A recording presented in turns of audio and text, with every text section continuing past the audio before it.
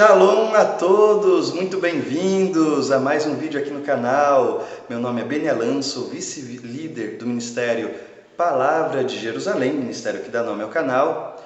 E no vídeo de hoje nós vamos falar sobre Páscoa. Sim, estamos nos aproximando da Páscoa desse ano, 2020, e nós vamos aprender um pouquinho das diferenças da Páscoa judaica e da Páscoa cristã.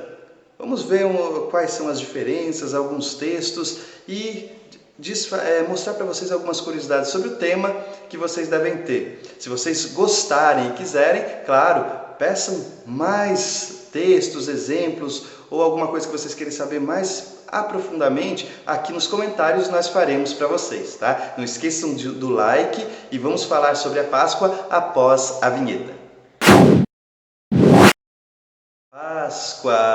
Páscoa, do hebraico Pessah. Vamos iniciar com um texto que fica em Êxodo capítulo 12, verso 11 e 14.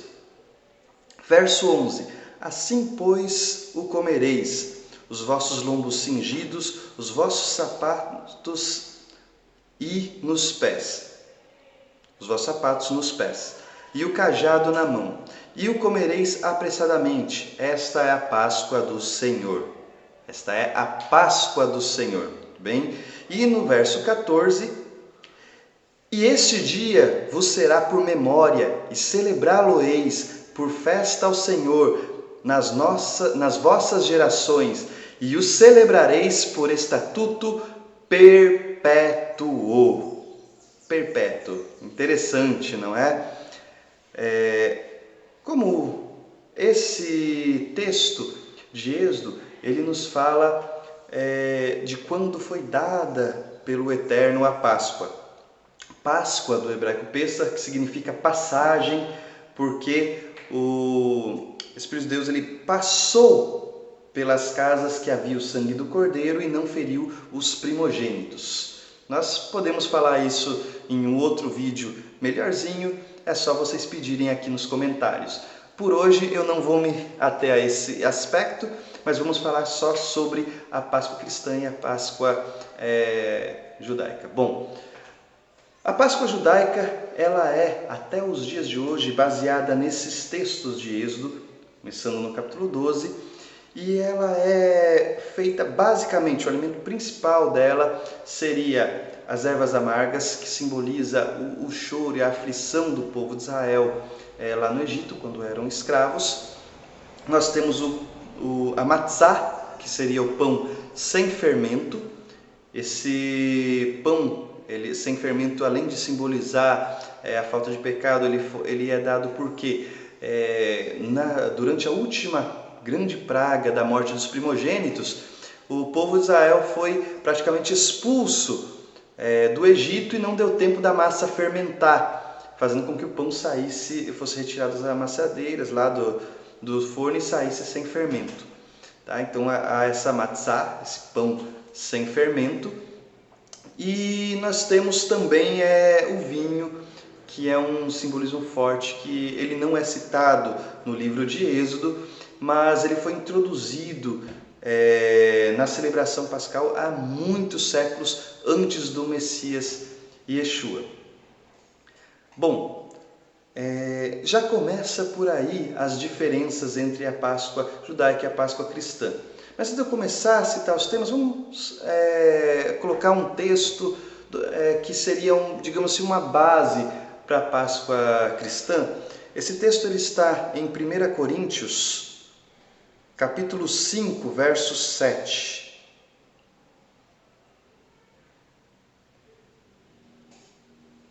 E diz assim: Purificai-vos, pois, do fermento velho, para que sejais uma nova massa, assim como estáis sem fermento, porque Cristo, nossa Páscoa, foi sacrificado por nós.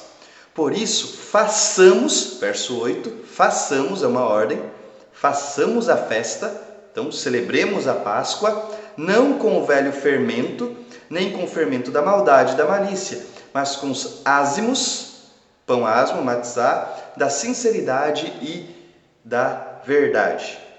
Na teologia cristã comum, a Páscoa ela tem um ressignificado quando a última grande Páscoa, a última ceia é feita pelo Mestre, que é feita na Páscoa. E o que acontece? Ele usa, nós sabemos que aquela ceia, aquela Páscoa foi feita nos moldes que já existiam na época, com o vinho, a matzá e tal. Por quê? A Páscoa de Êxodo não havia vinho, mas na Páscoa ali, naquela Páscoa celebrada pelo Messias, ele toma um cálice de vinho. Então já era já uma tradição mais, digamos assim, formada, né? Mais bem elaborada do que a primeira. E ele institui ali a ceia, a Seudat Hadom, a ceia do Senhor. E a partir desse momento, segundo a teologia cristã comum, ou seja, majoritária, tanto para católicos quanto para a maioria dos protestantes e evangélicos, nós temos que ali há um ressignificado da Páscoa. Ela passa, depois da ressurreição do Messias, a simbolizar a ressurreição do Messias Yeshua. Então eles creem que Jesus ressuscitou num domingo, e esse passa a ser o domingo de Páscoa, e a partir daí eles passam a celebrar a Páscoa com um significado diferente, correto? Mas vamos às diferenças básicas. Então nós já começamos com alguma. Enquanto a Páscoa judaica ela é basicamente a passagem lá do Egito, ali simboliza a libertação do povo da escravidão do Egito para a terra prometida de Canaã, a libertação de um povo que estava longe de Deus para um povo agora próximo de Deus. Então há toda essa passagem dentro da Páscoa judaica. Esse simbolismo dentro do mundo cristão é muito parecido, é a passagem da morte para a vida. Você morre com Jesus, com Yeshua, e você ressuscita com ele. É muito parecido com os símbolos do batismo, eu sei, mas é exatamente isso. Então você ressurge, é uma renovação também, passagem da morte para a vida, do pecado para a libertação do pecado. Então também significa uma passagem, mas agora centralizada na ressurreição e não mais em Êxodo. É assim que a teologia comum prega. Então nós temos também uma abolição da tradição cristã dos elementos básicos da Páscoa, como a matzá, as ervas amargas e o vinho, passando-se a celebrar a Páscoa com apenas uma ceia comum, digamos assim, e depois elementos pagãos acabaram sendo absorvidos, como o ovo e o coelho. Não vou me alongar muito nesse vídeo, mas o ovo, ele é uma tradição pagã, ele simboliza a renovação, porque a Páscoa ela acontece num equinócio, que é um dia especial no ano em que o dia dura a mesma coisa em todos os cantos do globo, entendeu? E esse equinócio de primavera no hemisfério norte e de outono no hemisfério sul, então há uma diferenciação dependendo do ponto do globo que você está, mas é o mesmo dia, o mesmo equinócio. Lá onde ela foi instituída é o de primavera, e as tradições pagãs da época já existiam com símbolos de fertilidade, de crescimento. Então existia o ovo e existia também a lebre ou o coelho, que simbolizava fertilidade.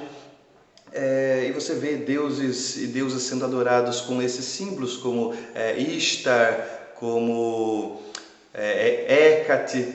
Então, entre outros, são adorados com esses símbolos. Esses símbolos, por serem colocados em tradições pagãs na mesma época em que se celebrava a Páscoa, houve um sincretismo religioso, uma fusão, onde a tradição cristã ela acabou absorvendo esses elementos pagãos e introduzindo na sua comemoração pascal.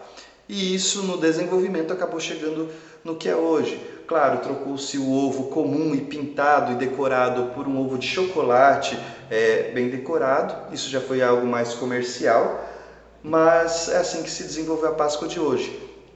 Então, os elementos da Páscoa de hoje são uma mistura pagã com alguns contextos cristãos, enquanto o judaísmo ele permanece com aquele significado mais original. tá? Aí, dentro do Ministério Palavra de Jerusalém, bom, segundo o nosso entendimento, eu não vou me alongar muito na base, hoje o objetivo é apenas explicar. Se alguém quiser saber da base e bem os textos que nós usamos, eu posso fazer um novo vídeo sobre isso, mas nós seguimos os dois, exceto a parte pagã.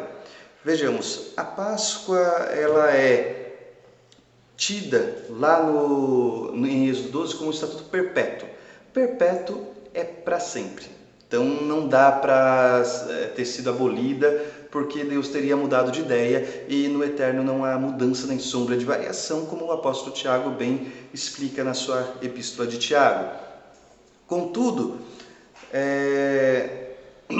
nós realmente temos em Yeshua um ressignificado que não implica em alteração da Páscoa, é isso que nós acreditamos, porque os elementos, eles continuam mesmo, porém, eles apontam para o Messias. Então nós continuamos comendo os pães ázimos no dia 14 de Nissan, que simbolizando agora o corpo do Messias, que foi imolado por nós, com o vinho que simboliza o corpo, com as ervas amargas que ainda simbolizam o choro, mas nós temos todo esse significado ainda presente na nossa Páscoa, onde além da libertação do Egito para a terra prometida, como se nós mesmos estivéssemos lá, também a libertação do pecado para a vida, também a morte de Yeshua e a sua ressurreição. Então tudo isso está carregado nessa cerimônia, e assim nós também apaziguamos o texto de Coríntios, onde Paulo diz, olha, celebremos, façamos a festa, celebremos a Páscoa, e ele fala não com os ázimos errados, mas com os ázimos da verdade, ou seja, ainda com os pães ázimos. Então a nossa visão é essa. Se alguém quiser que eu aprofunde mais o assunto, deixa aqui nos comentários, deixa o seu like e mais uma vez, shalom a todos, só tenho a agradecer. Até o próximo vídeo. Shalom.